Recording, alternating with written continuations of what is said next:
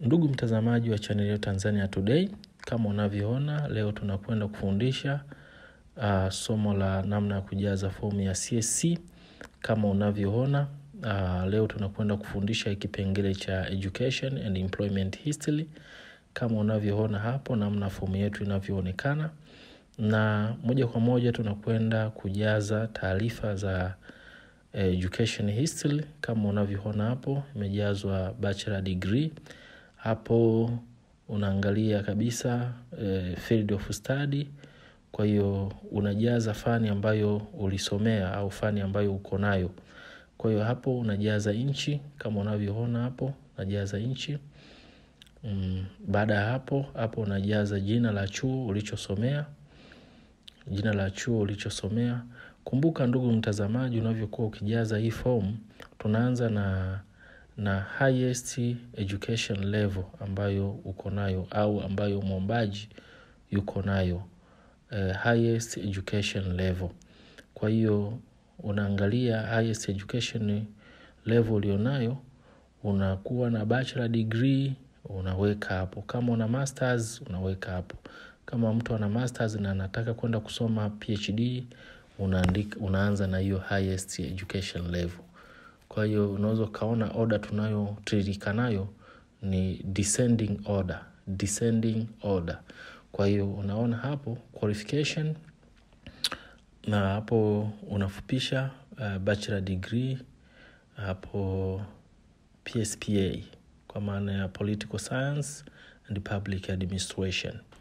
Kwa hiyo unaona namna inavyojazwa hapo qualification, na hapa mbele kuna utajaza mwaka ulioanza masomo na mbele yake mwisho wa masomo au mwaka uliomaliza masomo.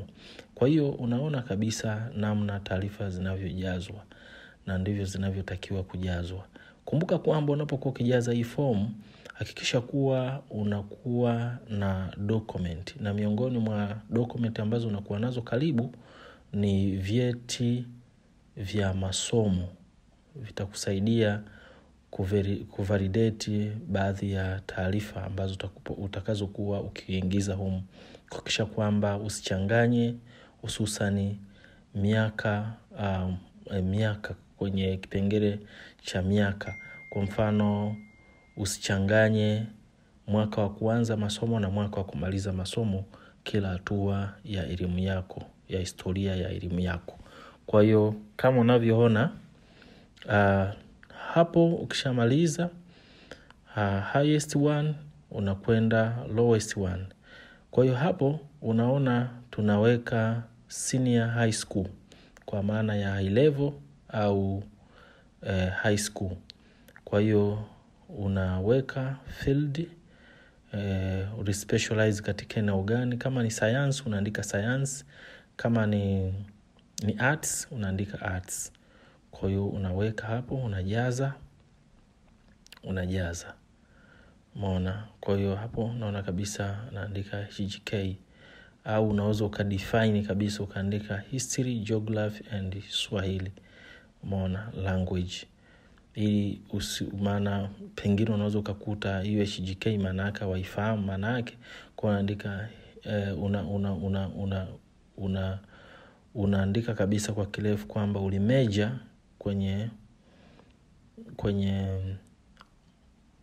kwenye arts subject. Kama unavyoona hapo andika arts subject. Umeona? Hapo unaandika shule uliosoma. Kwa hiyo unaona kabisa hapo inaandikwa Bruba High School. Umeona? Na hapo qualification unafupisha kama nilivyosema HGK, EGM, lakini unaweza ukadefine ukanyumbulisha kwamba labda ni historia, geography na Kiswahili, na hiyo ndio itakuwa vizuri kwa maana kwamba ulimeja kwenye hivyo kwenye hayo masomo. Na hapo unajaza mwaka wa kuanza masomo na mwishoni hapo mwaka wa kumaliza masomo. Kwa hiyo naendelea kukumbusha ndugu mtazamaji, hakikisha unapokuwa ukijaza hiki kipengele cha education history uwe na vyeti karibu vya masomo kwa maana ya kurejea na ili uhakikishe kwamba taarifa unazoziingiza ziweze kuwa sahihi. Umeona, ziweze kuwa sahihi, zisipishane na taarifa ambazo ziko kwenye vyeti, hususan hii miaka hii, kwa sababu at the end of the day lazima baada ya kujaza hii fomu uta-upload hizo document. Kwa hiyo unaona tunakwenda kwenye level nyingine ya education. Kwa hiyo hapo umeona kategori yake ni other. Kwa hiyo hapo unaandika field, kama ni arts unaandika arts, kama ni science unaandika science. Umeona, kwa unajaza hapo. Umeona, unajaza. Kwa hiyo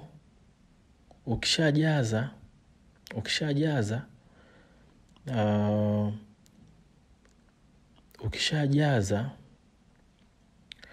hicho kipengele ni unajaza kama ni arts au science, au kama ulichukua masomo yote. Unajua mara nyingi kuna mwingine anachukua masomo yote, all subjects. Kwa hiyo unaandika all subjects. Lakini hapa unajaza arts. Umeona? Subjects. Lakini baada ya hapo unajaza nchi kama kawaida. Nchi Tanzania, na mbele yake unajaza jina la shule uliyosomea. Kwa hiyo unaona kabisa namna taarifa zinavyojazwa. Najaza jina la shule, na baada ya jina la shule unajaza qualification kama kawaida, kama fomu inavyojionyesha hapo. Umeona? Kwa hiyo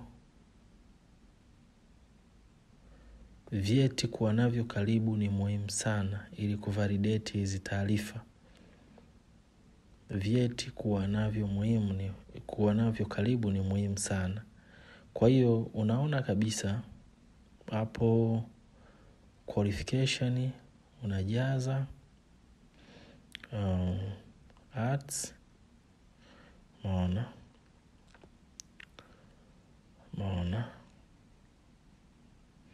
Na kwa mbele yake unajaza mwaka ulioanza masomo na mwaka uliomaliza masomo. Kwa hiyo una search tu hapo, unaingiza mwaka uliomaliza masomo na mwaka uliomaliza masomo. Kwa hiyo ni taarifa ambazo upaswa kuzijaza kwa kutoka kichwani, isipokuwa lazima huwe unajua exactly mwaka wa kuanza masomo na mwaka wa kumaliza masomo. Unaona? Kwa unaweza kuwa unakumbuka, unajaza tu. Lakini kama una mashaka basi ni rahisi ni vizuri kulifaa kwenye vyeti vyako. Umeona? Kwenye vyeti vyako hakikisha makosa unayapunguza na kuwa, yani uyatoe kabisa makosa. Ndio maana hapo kabla ya kusave lazima uverify. Kwa hiyo kwa hapo employment history, umeona hapo unaanza na kujaza. Unaona kabisa umeandika mandate, kwa hiyo unajaza jina la mwajiri wako. Umeona? Kwa mfano hapo tuchukulie jina la mwajiri wako linaweza likawa labda Ministry of Home Affairs. Unaandika hapo Ministry of Home Affairs. Umeona, unajaza na unajaza jina la mwajiri, kwa sababu baadaye katika viambatanisho ambavyo unatakiwa uambatanishe, unaambatanisha na ile barua ya mwajiri wako, yani kukurecommend kuwa amekubali na kutambua, lakini pia atakuruhusu endapo utapata nafasi ya kwenda kusoma, atakupa ruksa ya kwenda kusoma nje ya nchi. Kwa hiyo ukae ukijua kila taarifa unayoiweka hapa inakuwa verified na document. Kwa hiyo unaona kabisa hapa katika hii sehemu ni vizuri sana unakuwa karibu na CV yako, kwa maana kwa ajili ya kurifaa. Umeona, unarifaa CV yako hii sehemu.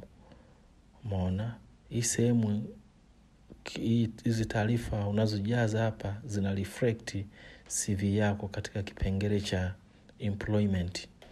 Kwa hiyo unaona kabisa hapa, usije ukajaza huku mwajiri mwingine lakini kwenye CV kura haonekani. Kwa hiyo hakikisha kwamba hizi taarifa unazoziingiza hapa zina match na dokumenti zako, kwa sababu pengine unakuta CV zetu hizi unakuta tunakuwa tumeshaziandika kwa muda mrefu, kwa tumezisave kwenye mafaili soft copy. Kwa unakuta una attach lakini hauja-update vizuri. Kwa hiyo unahakikisha kwamba hizi taarifa zina match. Kwa hiyo taarifa ya hapa inatakiwa imatch na CV, reflect CV. Umeona, CV inasemaje, mwajiri wako ni nani, current. Umeona, kwa hiyo na title, position yako, umeona, unaandika hapo. Umeona, kwa sababu yote yanakuwa yamejielezea kwenye CV yako. Hata masuala ya work engaged, kazi unazozifanya, duties and responsibility. Umeona, mambo yote hayo yanakuwa kwenye CV. Kwa hiyo hapa ni kipengele ambacho kina reflect moja kwa moja CV inavyoongea. Kwa hiyo hapo naandika mwaka ulioanza kazi na mwaka hapo na currently mpaka sasa upo naye au upo kwenye hiyo kazi au vipi. Umeona, kwa hiyo ukishamaliza hapo na verify na kusave. Umeona, kwa hiyo kama unavyoona automatically inakuleta kwenye kipengele cha other contacts. Kwa hiyo hapo unaona kabisa contact in China. Kwa maana yake ni kwamba unajaza taarifa za mtu wako wa karibu ambaye yuko China. Umeona, mara nyingi hapa huwa tunajaza taarifa za ubalozi wa Tanzania nchini China. Umeona, kwa hiyo huwa ndio tunachukulia kwamba ndio mtu wa karibu, ndio taasisi ya karibu. Umeona, na muombaji. Ndio maana hapo ameandika name of contact person or organization in China. Umeona, kwa hiyo unaona kabisa mara nyingi watu wengi wanatumia embassy. Sasa swali linakuja kwamba address za embassy unazitoa wapi? Hilo ndio swali la msingi. Kwa hiyo ukienda kwenye Google, ukigoogle Embassy of Tanzania in China, umeona italeta address. Umeona, italeta address ambazo zitakusaidia kuziingiza kwenye hicho kipengele. Kwa hiyo ukisearch Tanzania Embassy in China, umeona, ukisearch inakuja kama unavyoona hapo. website ya ubalozi wetu nchini China, hiyo hapo. Umeona ikifunguka, umeona imefunguka hapo. Kwa sio kwamba labda sijui ni ubabaishaji nini, hapana, ni address kabisa hizi hapo. Umeona? Kwa ukiangalia hapo kwenye contact, umeona hizi hapo. Umeona, kwa unachukua, umeona una copy na kupaste kule kwenye kile kipengele cha contact. Umeona? Kwa unachukua hizo namba za simu, umeona? Unachukua namba za simu, unazipaste hapo. Unazipesti. Unachukua pia email address hizi hapo. Unaona, hizo ndio email address za ubalozi wetu wa nchini China, nchini ubalozi wetu wa Tanzania nchini China. Kwa hiyo unaona kabisa hapo kuna fax address. Unaona zenyewe una copy kwa sababu kwa unaweka hizo address kwa sababu in case of emergency, kwamba unakuwa na organization ya karibu au mtu wa karibu kwa ajili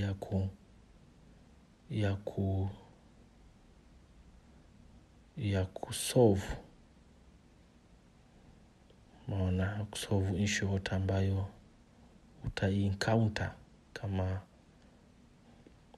ukiwa China unaendelea na masomo yako.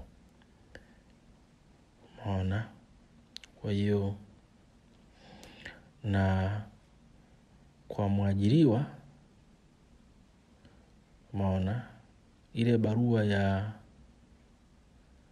barua ya kuruhusiwa na barua ya zile zitakusaidia, maana kwa sababu balozi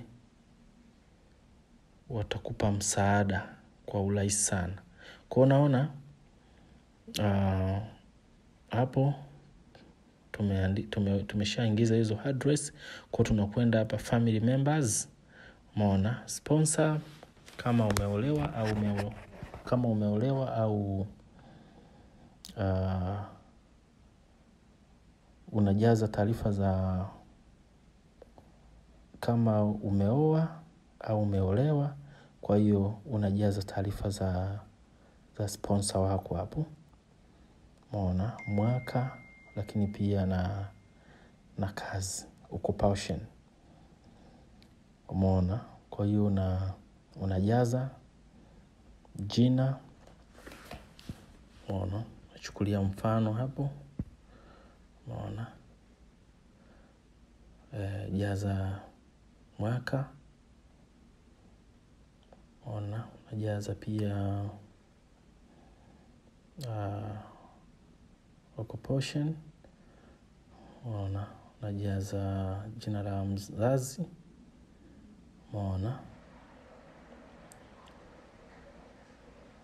jina la baba unajaza hapo. Umeona, kwa naona katika kipengele family members una recognize sponsor, father and mother. Umeona, hapo unajaza jina la mama. Umeona, jaza. Kwa muda mwingine unaweza kukuta labda family members labda uko na wawili au mmoja, hapo unajaza. Hawajaandika mandate. Umeona, ni option. Kwa unaona kabisa hapo nimejaza kwa sababu tumechukulia kama mfano. Kwa hiyo baada hapo unahakiki taarifa. Kisha hakiki, una verify. Kisha verify hizo taarifa, unakwenda una click kusave. Una save. Umeona imekubali. Umeona, unahakiki pia hapo, una save. Umeona, Ukisha save imekubali. Kwa hiyo ukisha save inakupeleka moja kwa moja hapo, una click finish.